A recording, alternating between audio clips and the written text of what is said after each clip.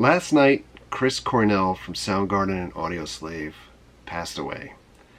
I found out about this by waking up this morning to a flurry of messages on Twitter, text messages, a missed call, and messages on Facebook and seemingly everywhere else.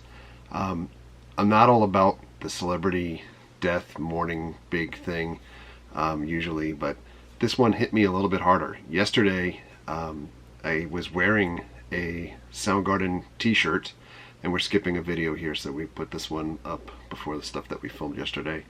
But I wore a Soundgarden t-shirt from a show that we just saw them play a month ago. We went to go see the Welcome to Rockville show up in Jacksonville, Florida.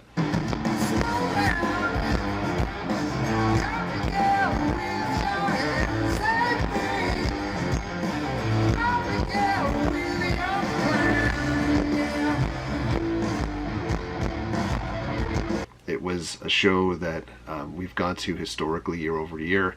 I wasn't looking forward to the lineup this year really at all, and I went basically because it's a standing thing that we do, kind of tradition, but more so like Mary was a fan of a lot of the bands that were playing there, and I had the one big kind of saving thing to be able to see Soundgarden again.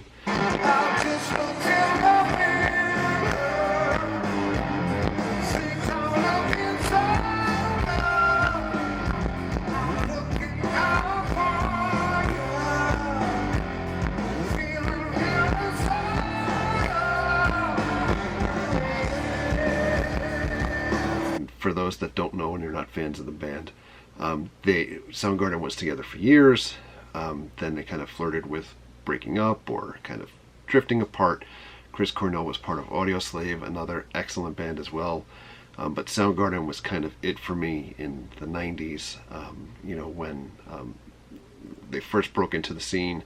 I think everybody was into this whole big grunge rock scene, especially Nirvana and Pearl Jam.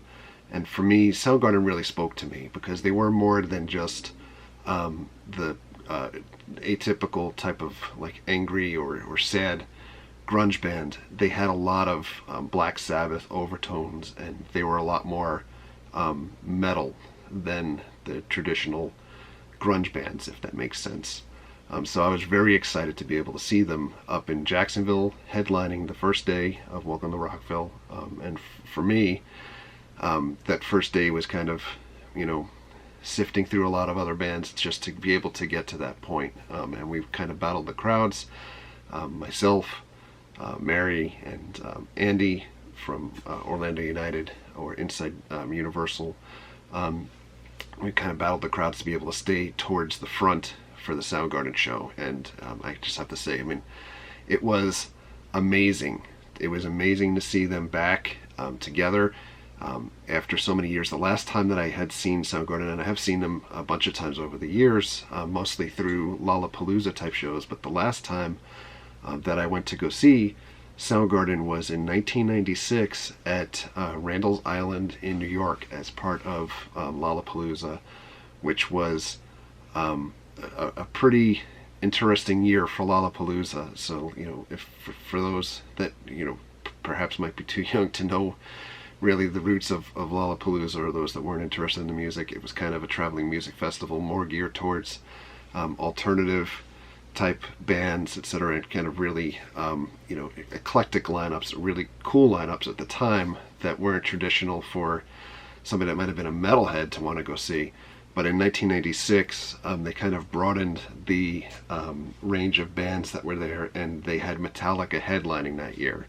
And the particular show that we went to at Randall's Island, for me, was kind of unique because I lived in Staten Island at the time, had to drive to Queens, picked up my cousin to go to the show, and it was kind of like the cooler, older cousin taking the younger cousin to the show, and I might have been the cooler cousin at the time. And bringing her along, she's a good 7 years younger than me, so at the time she might have been or like early teens or mid-teens, to be able to go to a show. And it was Metallica, it was Soundgarden, it was the last tour of the Ramones, it was Wu-Tang Clan, Screaming Trees. There were a host of bands that were really indicative of the time period. But it was a very rowdy crowd and a very hot day that I'll never forget, because I looked forward to being able to see Soundgarden and Metallica. And Metallica was widely panned at that point. The Load album had come out. They had cut their hair. They looked like they were fashionistas, the way that they were dressing, and the crowd was, instead of entirely pro Metallica, it was interesting because there was such a backlash about such a big metal band playing at Lollapalooza. I think that a lot of the folks that were there were really there to see Soundgarden, etc. And you get towards the end of the day, the crowd gets more antsy and more rowdy. And the one thing that I always remember, is one of my favorite stories about Soundgarden, is that during their set, it was before the days of Monster Energy drinks and things like that. You either were getting like water or soft drinks or fresh lemonade, and there's fresh lemonade stands everywhere with those huge 32-ounce cups of lemonade where they squeeze it fresh.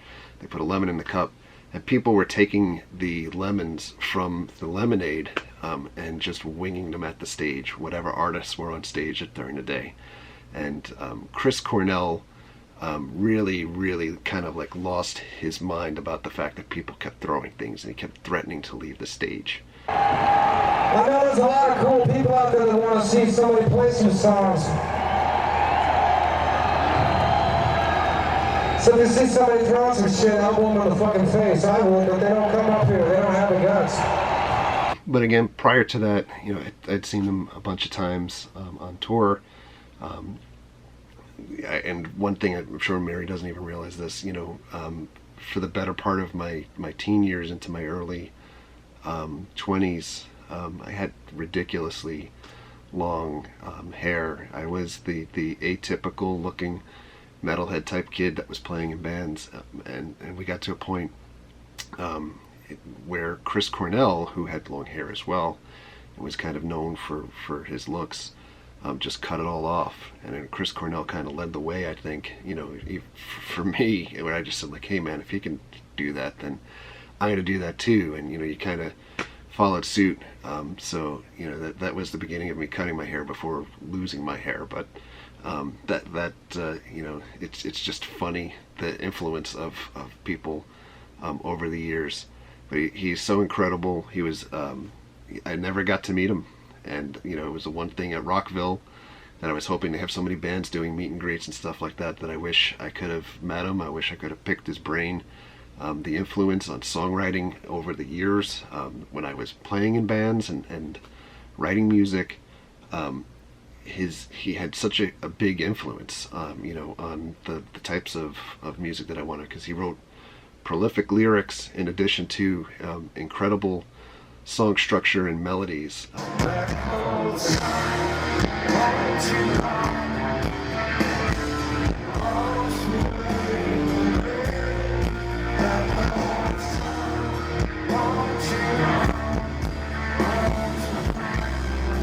And he'll greatly be missed. I mean, the ironic thing about this all is that when I was wearing my Soundgarden shirt last night, we went to a bar called the Crooked Can in Winter Garden, Florida, and we went to the bar. As I was ordering something to drink, there was a guy sitting at the bar that was like, "Oh my God, dude, Soundgarden, that's one of my favorite bands." And where do you hear that? There's such an outpouring of support today for people that have watched this stuff. But I ended up having a 20-minute conversation with this guy at the bar last night. It was a great conversation. But after leaving, hanging out with friends last night, and driving home, I listened to Soundgarden the entire way home, pulled off probably midway of driving because I needed to get gas, and had tweeted out to Soundgarden and Chris Cornell to say, basically tonight's karaoke is being brought to you by Soundgarden. And that was the last thing I think that I tweeted at night. So it was really bizarre to wake up this morning and you have all these people sending messages like, was that just a coincidence? And it really was just bizarre. But in any event, sorry for the very long-winded chat, especially about somebody that, if you folks are not interested, it's probably too long for you. But I thought I would express the way I feel. It's just one of those things. I think that, there's so many celebrities, I think, as we get older, that are continuing to pass on, and I think it's because of the nature of us making so many people celebrities, and that they only age as well. But Chris Cornell was 52 years old, and at least the medical examiner's report was that he died because he killed himself. He hung himself in the bathroom of his hotel after performing at a show last night. And I think that, but just the fact that he had to take his own life kind of sucks. He looked great when we saw him at Rockville, and I'm really fortunate and appreciative of the fact that we were able to go see him. And Mary had never seen them before, so I was very, very pleased to be able to share that moment with her. So anyhow, on with the show.